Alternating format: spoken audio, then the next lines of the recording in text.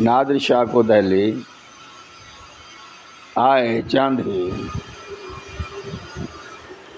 دن گزرے تھے کہ شہر میں افواہ پھیل گئی کہ ایک طائف نے نادر شاہ کو قتل کر دیا ہے۔ دہلی کے باسیوں نے اس سے شہ پا کر شہر میں تعینات ایرانی فوجیوں کو قتل کرنا شروع کر دیا۔ اس کے بعد جو ہوا وہ تاریخ کے صفحات پر کچھ یوں رقم ہے۔ سورج کی کرنیں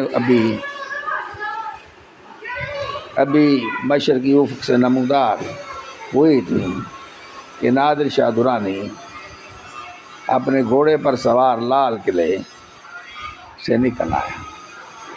اس کا بدن زرہ بختر سے ڈھکا تھا اور سر پر آہنی خود اور کمر پر شمشیر بندھی تھی، اور کماندار اور جرنیل ہمراہ تھے۔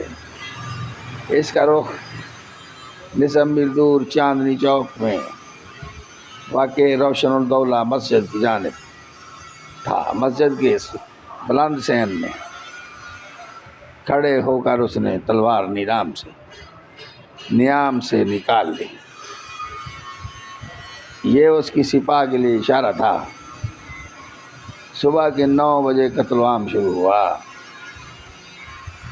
قتل باز سپاہیوں نے گھر گھر جا کر جو ملا اسے تہ کرنا شروع کر دیا۔ اتنا خون بہا کہ نالیوں کے اوپر سے بہنے لگا۔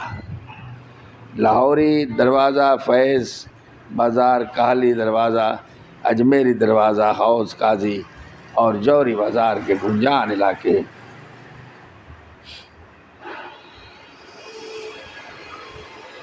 لاشوں سے ہٹ گئے۔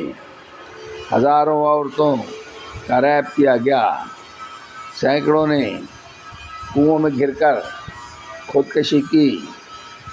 کئی لوگوں نے خود اپنی بیٹیوں اور بیویوں کو قتل کر دیا کہ وہ ایرانی سپاہ کے ہاتھ نہ لگ جائے۔